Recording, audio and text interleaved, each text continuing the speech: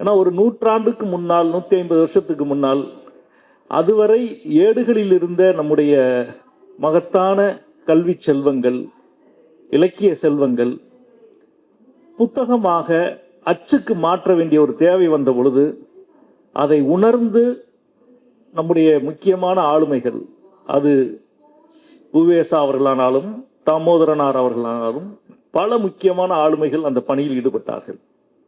ஒரு 60-70 வருஷம் ஆயிடுச்சு அந்த ஏடுகள் முழுக்க அச்சுக்கு மாற்றம் செய்யப்பட்ட பொழுது.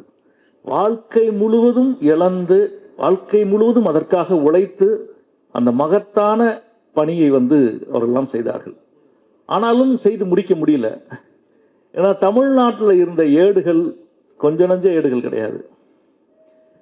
நீங்க இன்றைக்கு புகழ்பெற்ற அர்த்த சாஸ்திரம் இருக்குல்ல, அர்த்த சாஸ்திரத்தினுடைய அந்த மூல ஏடுகள் அநேகமா 27 ஏடோ 28 ஏடோ தான் இருந்ததுன்னு நினைக்கிறேன், நான் படித்த ஞாபகம். ஆனா திருக்குறளுக்கு எத்தனை 1000 ஏடுகள் இருந்தது.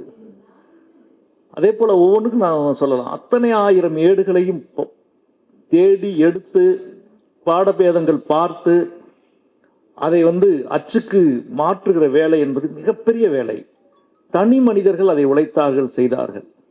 அது நமக்கு கிடைத்த மிகப்பெரிய மகிழ்வு, பெரிய வரலாற்று பொக்கிஷம். ஆனால் நமக்கு கிடைக்காமல் போன பெரிய சோகம் ஒன்றுண்டு. அது நம்முடைய மருத்துவ ஏடுகள். இலக்கிய ஏடுகளைப் போல அநேகமாக 10 மடங்கு அதிகமாக எழுதப்பட்டிருக்கும் மருத்துவ ஏடுகள்.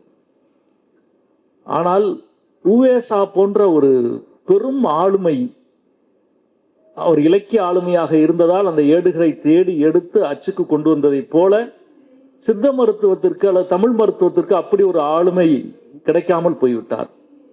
அதை உண்மையில் செய்திருக்க வேண்டிய மகத்தான ஆளுமை அயோத்திதாசர் அவர்கள். ஆனால் அவருடைய பார்வையும் சிந்தனையும் உழைப்பும் வேறு ஒன்றின் பக்கம் இருந்ததால் இந்த மீட்டெடுக்கிற வேலைக்குள் அவரால் பெரிதாக பங்களிப்பு செலுத்த முடியவில்லை. அதனுடைய நஷ்டம் இன்றைக்கு வரை இருக்கிறது.